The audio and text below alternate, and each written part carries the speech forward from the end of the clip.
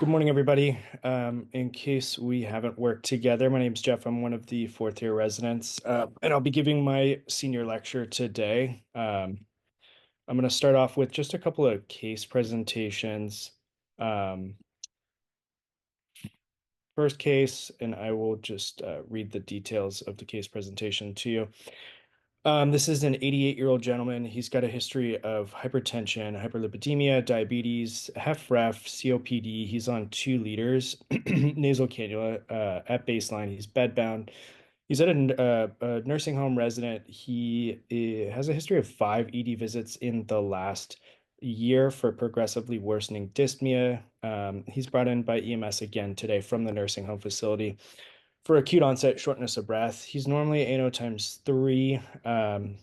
His GCS is 8 today. He's hypoxic to 91% on 15 liters. Non-rebreather, he's tachypnic to 30. His blood pressure is a little soft at 100/70, but he's not hypotensive. He's tachycardic to 110, and he is borderline febrile to 99.9 orally. I present this case just to give you, I want to know, or I want you to start thinking about just a framework for how you approach this patient. Um, Not necessarily what you want to do interventionally medically, but just a framework for understanding and how to approach this type of patient encounter. To contrast that, I want to give another case of this patient here who is a 105-year-old female. She's got a history of hypertension only. She is brought in by family for 1 month of decreased PO intake. Patient normally drinks 3 ensures per day.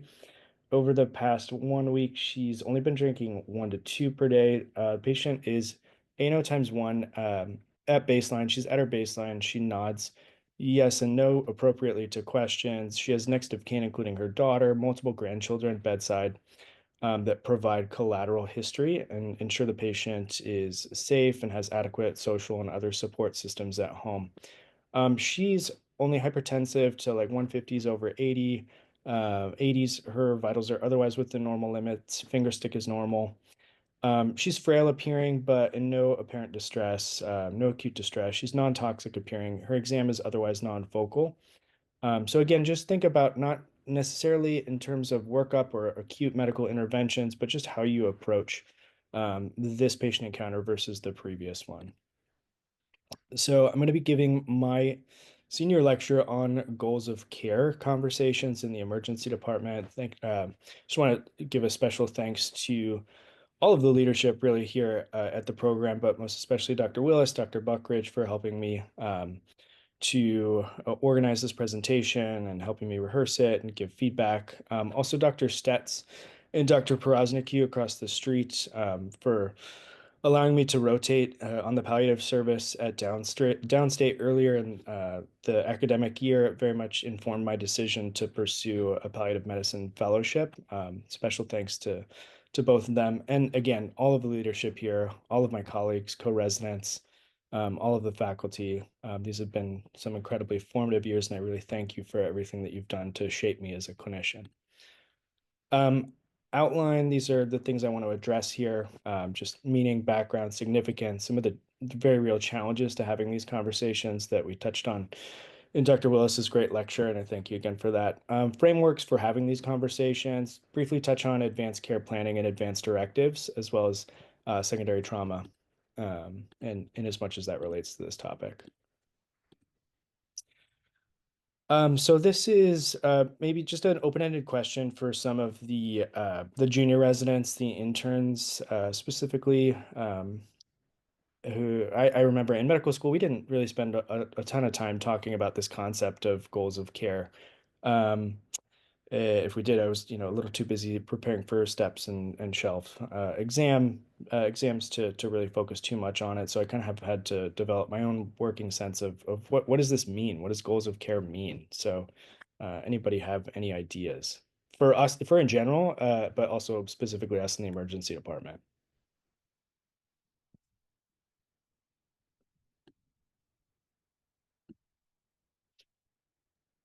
A big question is always not what do you want, but what do you think the patient would want?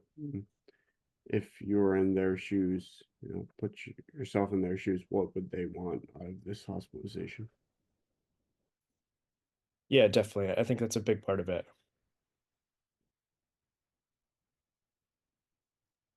I also think that sometimes we're like very focused in the emergency room on like goals of care being like DNR, DNI, or like those type of things, which is like is a component of it. But I think too, like even just starting the conversation of like in the years, if it's an elderly person, like or in the years that are left, like what are the goals in a day-to-day life that this person wants to be able to do?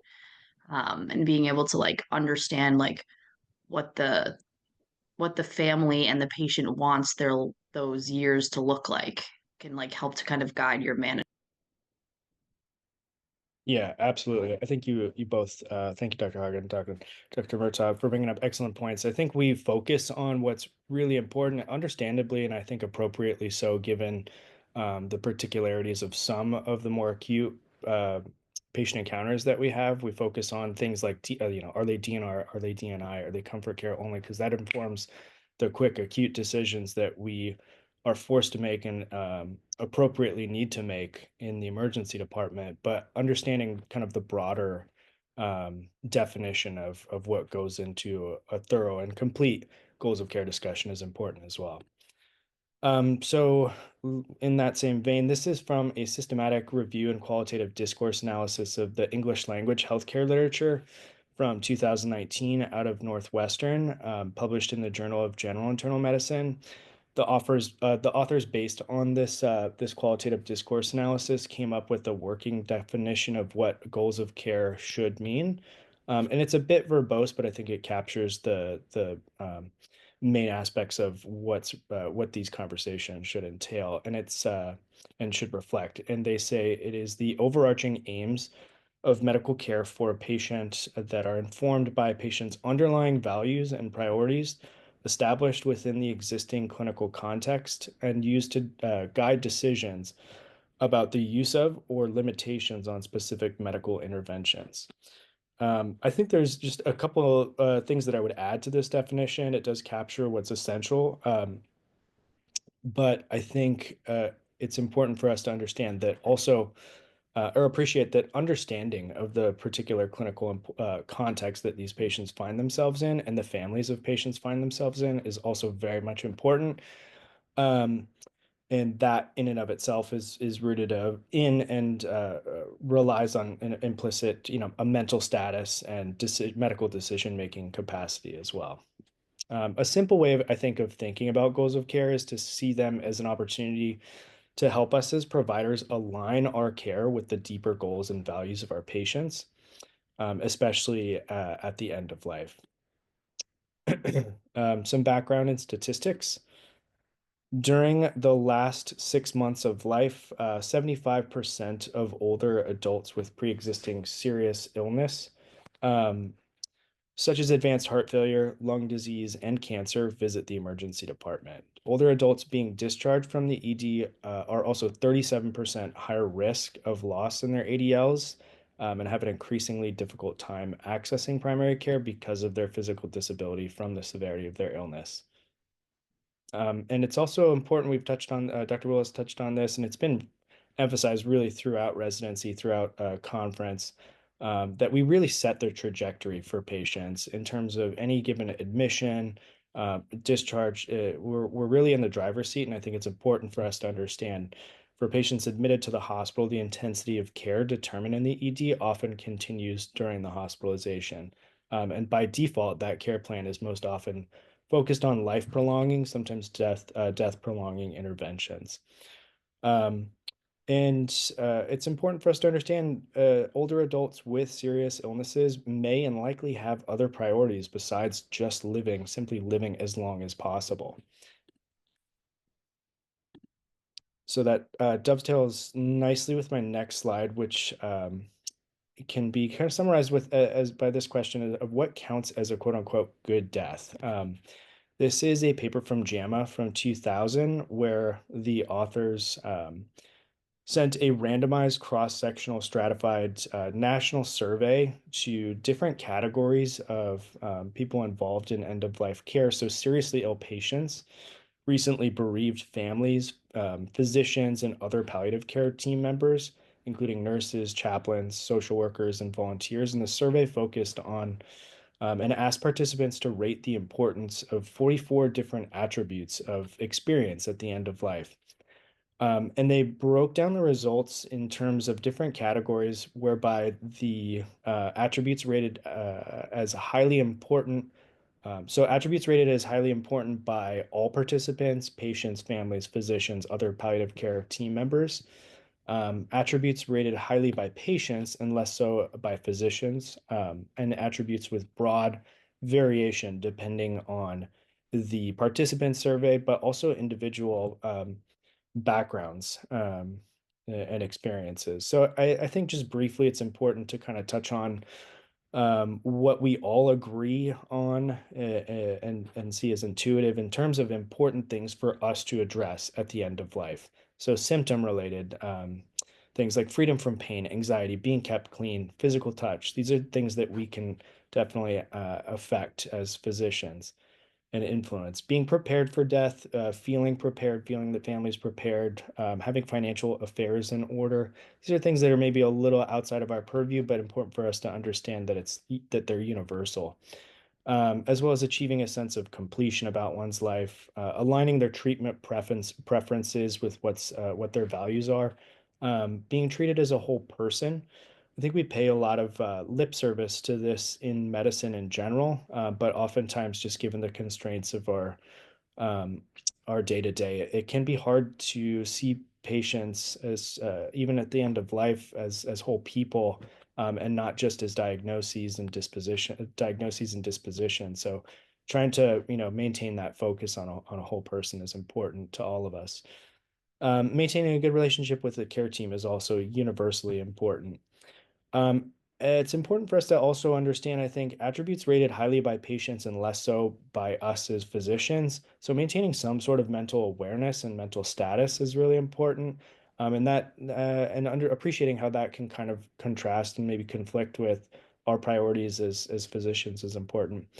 Again, a little bit outside of our purview, but prayer and being at peace with God and spiritual needs is something that we should appreciate as important to a lot of our patients, and maybe less so depending on our individual perspectives as providers. Not being a burden to family or society, being able to help others well even into the advanced age and with um, end stage diagnoses, and having funeral plans arranged, and maintaining feeling a sense that one's life is complete, being able to rely on our other support staff to help address these needs as well. Lastly, I think it's important to understand the variety in terms of things that may or may not be important to patients depending on their individual background, where we practice, and all sorts of different things that go into any individual patient encounter. So, whether patients decide to make use of all available treatments, regardless of their chance of recovery, not being connected to machines, and controlling the time and place of death, and not assuming whether patients want to die at home versus in a clinical setting, in a hospital setting. Um, so all of this is just to say that it's important for us to understand how we can address what's universally important to all of us involved in end of life care, in terms of physical symptoms, et cetera. But excuse me, understand patients and families have a much broader psychosocial and oftentimes spiritual framework for thinking about and understanding end of life. These next few slides, I just want to present basically an argument as to why I think that these conversations are very important, and having them early can have real impact on patient-centered outcomes. So this is from NEJM 2010. It was published. It was a single center randomized non-blinded study whereby patients with new diagnoses of metastatic non-small cell lung cancer were randomized into um, treatment arms whereby they had early versus delayed palliative care interventions, including extensive goals of care discussions. And they found, in terms of outcomes, which they looked at quality of life and mood and 1 year mortality, there were statistically significant differences and improved outcomes in terms of quality of life, mood, and also longer rates of 1 year mortality at 1 year. Sorry, 1 year mortality in the early palliative care intervention group compared to the delayed palliative care intervention group. Similar study that looked at patients not just with non-small cell lung carcinoma, but multiple different types of advanced cancer. Similar endpoints. This is from JAMA Oncology 2016 out of NYU. They found statistically significant better outcomes in terms of quality of life and mood at 12 weeks, but did not find statistically significant increased or better 1 year mortality. This is more of an outpatient-based study that looked at, again, similar randomized patients into early versus delayed palliative care interventions in the outpatient setting.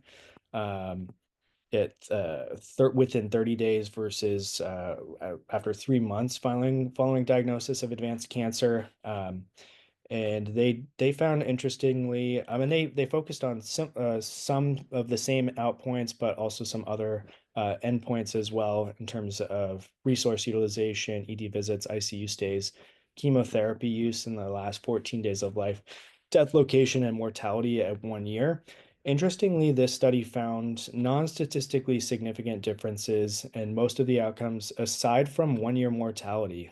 The early palliative care intervention group had statistically significant higher rates of 1 year survival, 63% versus 48%, with a p-value of 0.038. And the average length of life in the early palliative care intervention group was around 18 months compared to around 11 months for the delayed group, the delayed palliative care intervention group. And I just would encourage you just to take a moment to really appreciate what those extra few months of life could mean for patients and their families. This is another slide just on a more practical level and a discussion of reimbursement and how reimbursement is structured for our services in the emergency department is beyond the scope of this lecture, but this is all just to show you, like, at the end of the day, all of this, we can bill for this. This is money in the pocket of the department and money in your pocket as providers as well. Briefly speaking, at least in part, reimbursement for our services in the emergency department is tied to COPA, complexity of problems assessed in the emergency department, and complexity of decision making, especially with respect to goals of care, risk of complications and morbidity and mortality. So discussions of goals of care, end of life care, de-escalation of care, they all fall under these high risk and highly complex decision making processes. Also, in terms of advanced care planning, there are newer codes that we can use as of 2023 to bill for advanced care planning discussions in the emergency department, regardless of whether a POLST or a MOLST is filled out. And to my understanding, you just need to spend 30 minutes of time in these conversations to be able to bill for them, which, if we factor in the average length of stay of our most of our patients in the department and the frequency of reassessment, I don't think it's hard to hit these targets. This slide, lastly, in terms of why I think these conversations are important and can be very powerful and very meaningful, as Dr. Wills touched on in his lecture, is based on this concept of accompaniment. I think a lot of us are probably familiar with who this is. This is Dr. Paul Farmer, one of the co-founders of Partners in Health. And I remember his book, Pathologies of Power, was a big source of inspiration to me. And, at 26, when I made the somewhat questionable decision to go back to school and complete a post-bac program and pursue a career in medicine. But I think this concept of accompaniment, which is conceptually rooted in and related to ideas of solidarity and this tradition, predominantly sociopolitical tradition in South America, Catholic sociopolitical movement called liberation theology, which is in turn rooted in emphasizing solidarity with and liberation of oppressed and marginalized people in society and in the world. Um, and this concept that he has of accompaniment and accompanying our patients through their healthcare journey. We can see a lot of what we do in the emergency department in this way, but especially prioritizing conversations about goals of care. Uh, so in summary for these last few slides, I think all of this together points toward these discussions as being a powerful tool that can affect, again, patient-centered outcomes. And I would also argue lead to a deeper sense of professional and personal satisfaction, um, uh, as well as reinforce the deep sense of compassion and humanity that attracted us all to the field of medicine in the first place. Um, and lastly, in terms of what we can do from the emergency department, based on all of this, I would really encourage you to consider, even at the very least, for your seriously ill patients that you are admitting to the hospital, consider placing a routine palliative care consults.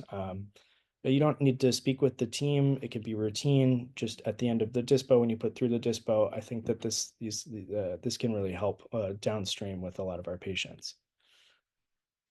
Let's move on to the realities of our clinical setting and environment and how that environment can be difficult and present particular challenges to having these conversations. So I just want to ask the audience, throw out an open-ended question as to, and we touched on this a little bit earlier in some of this in Dr. Willis's lecture, but why do you think these conversations can be difficult?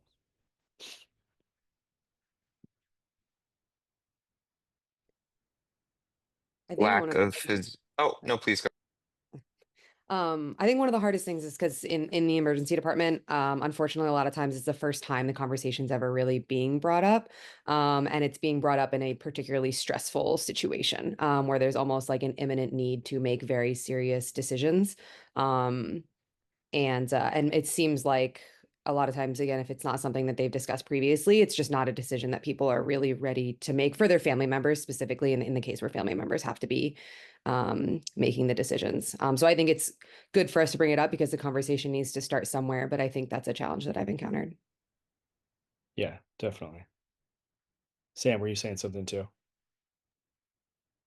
Yeah, I agree with that. Also, just I think lack of, it's been said before, but lack of physician comfort with having these types of conversations, lack of feeling like we don't have haven't been taught a proper toolkit for how to initiate these discussions, or maybe the sort of minimization of why these discussions are important as far as like attitudes from. Yeah, definitely. I think you guys touch on a lot of what I want to discuss. Um, Pictographically speaking, or just to kind of represent some of what I think makes these conversations a little bit difficult.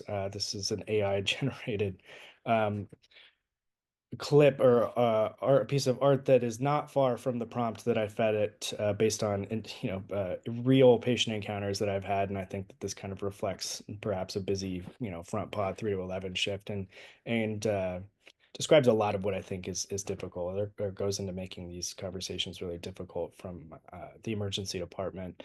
Specifically in terms of, like we touched on, lack of time, high patient volume, um, and just the pace at which we have to do our work in the emergency department, and also honestly, anecdotally speaking, this is a big part of why I've chosen to pursue advanced training in these communication techniques that are taught in palliative care and enforced in palliative care.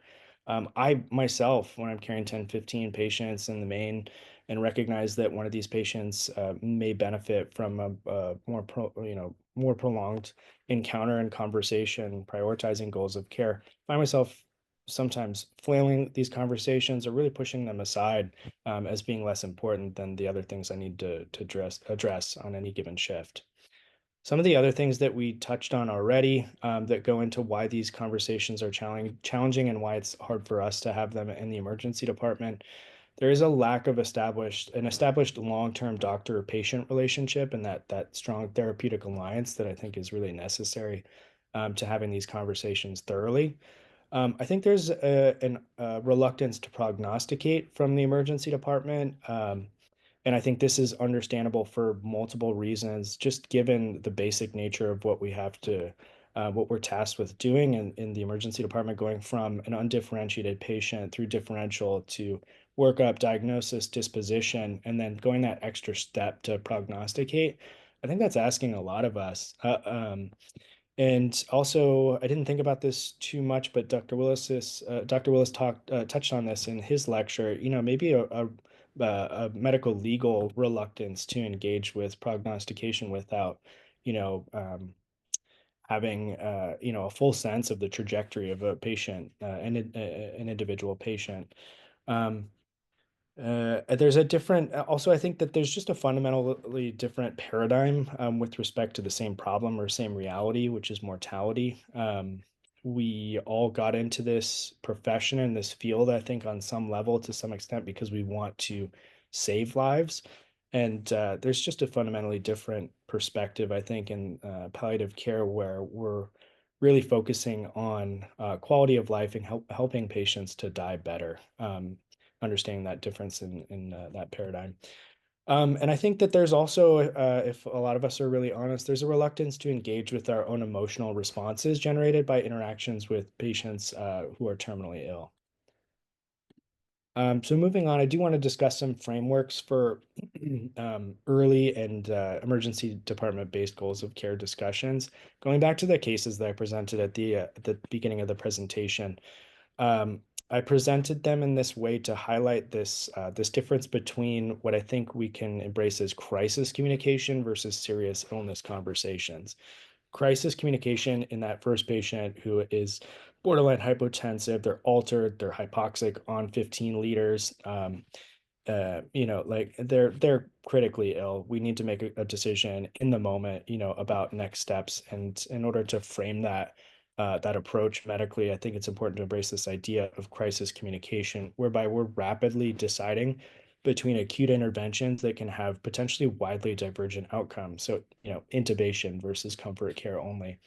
Whereas in the second case I presented, which is based on a real case I had a couple months ago in the pod, these types of patients often present to us in the emergency department at some point during a more long-term decline in the setting of dehydration, failure to thrive.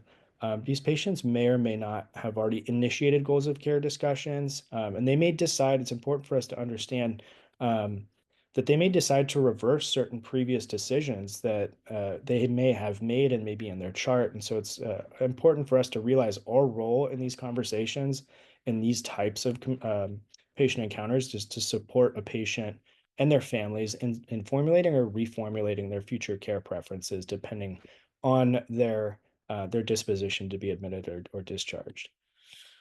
This is out of 2017 from Vanderbilt. It was published in the Journal of Oncology Practice. It's a mnemonic that these providers helped to develop to help with trainees have these conversations more of in the outpatient oncology setting.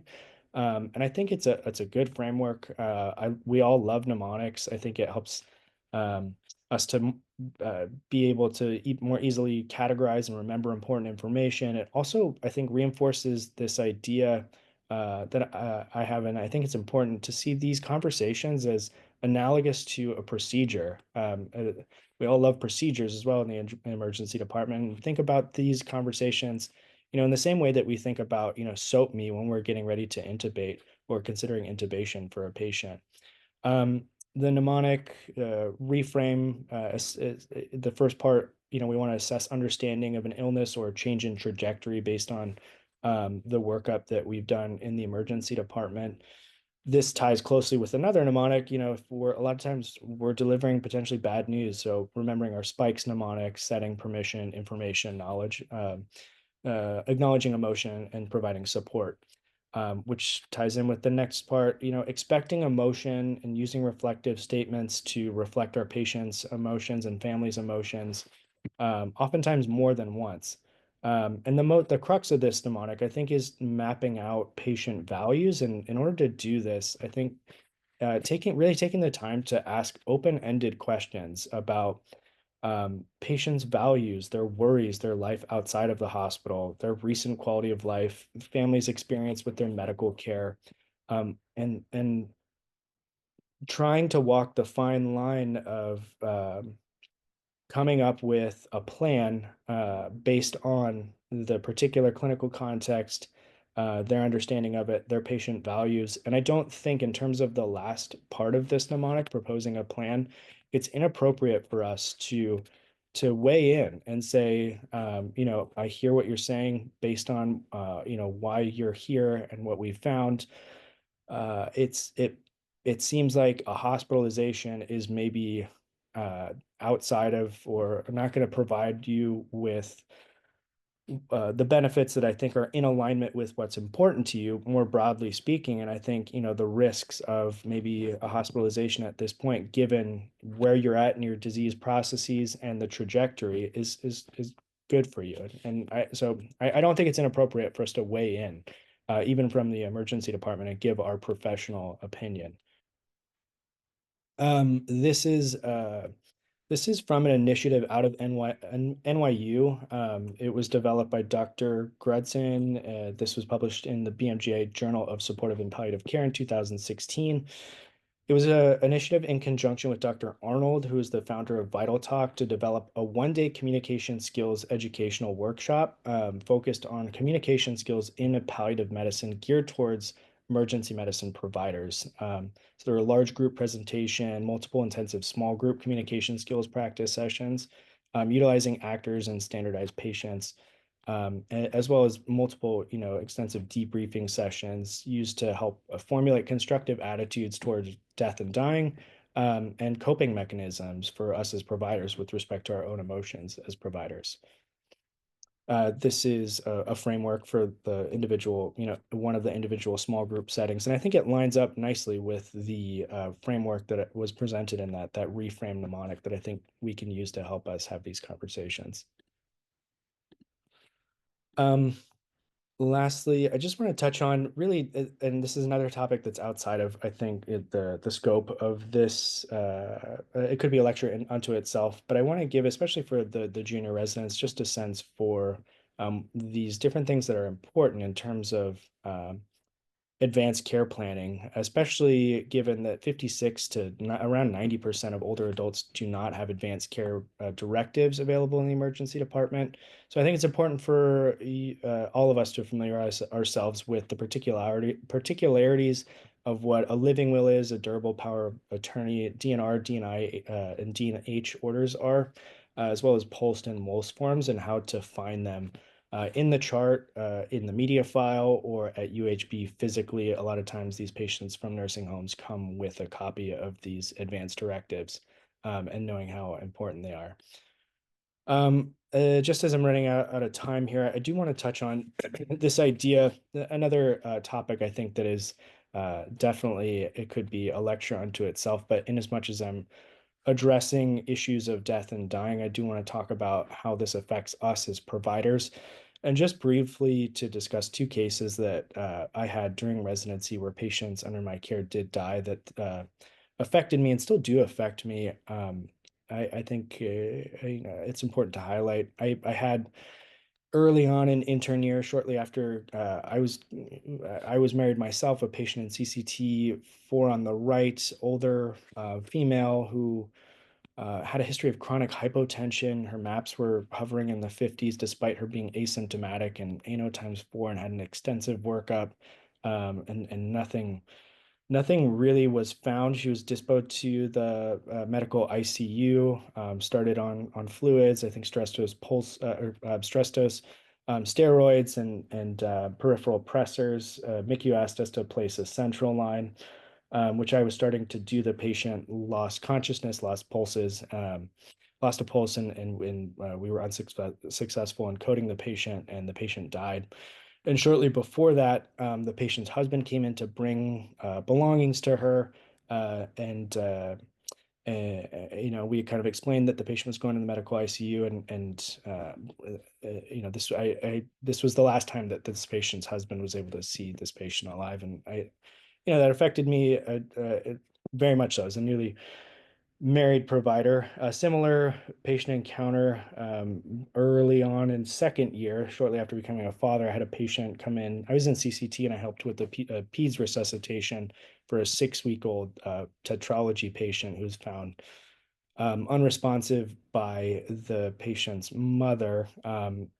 EMS brought the patient in. They never had any vital signs. We couldn't establish an airway. We gave 5 or 6 rounds of epi through IO access that kept blowing. We had to. There were multiple attendings that came from the main to help with the resuscitation that ultimately was unsuccessful. And that was a particularly difficult case, and it happened an hour before I had to go home and hold um, my own infant son in the same way that I was delivering compressions on this child, and an hour or so before, and then fall asleep and go back into work the next night. And all of this is to say that we've all had patient encounters like this. We all see ourselves or our loved ones in the patients that we're trying to help and sometimes can't. And it's important to understand, I think, the burden of suffering and tragedy in those cases falls predominantly with the patient and the patient's family themselves, with that wave of trauma and difficult fallout from that hits us second. And it's important to understand this and appreciate this. And I love this concept of county grit, and it's a big part of what brought me to this program. But I think it's important to understand that grit is not over intellectualizing these cases. It's not dark humor. It's not stuffing them down until they become something that is, harder to deal with. And so I've just highlighted some resources that I think are important ways in which we can address the fallout from how we experience death and dying as providers in the emergency department.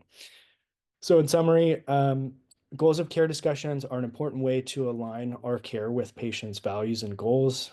Use your sick or not sick mentality to help with guiding your understanding of which patients warrant these discussions. Consider a routine palliative care consult when admitting seriously ill or critically ill patients. And utilize these frameworks, the crisis communication versus serious illness conversations, as well as the reframe mnemonic to help have these conversations appropriately and efficiently in the ED. These are my references. Some more narrative-based further reading, if anybody's interested in palliative care. I'm working my way through both of these books right now. They're phenomenal. And I would also say reach out to me next year if anybody's interested in the field. I'll be in Portland, Maine, pursuing fellowship in palliative care. I would be more than happy to have a conversation with any of you about the field and my reasons for going into it. Briefly, feedback QR code, in as much as I'd like to maybe refine this presentation and give it further down the road. And lastly, obligatory photos and thanks. I am just so deeply honored to be a part of this program and to go through it with all of my co-residents, my classmates. You're all phenomenal. I look up to you so much. I'm in awe of all of you. My extended family, my brother, sister, my mom, my dad, my mother-in-law. Thank you all for your support throughout all of these years. And lastly, my family, especially my wife, for reminding me that she wanted to be with me when I was just kind of a barista in my early 20s, considering pursuing a career in medicine, and nevertheless sticking with me throughout medical school and residency, and for giving me my son, who's everything to me. And yeah, thank you so much.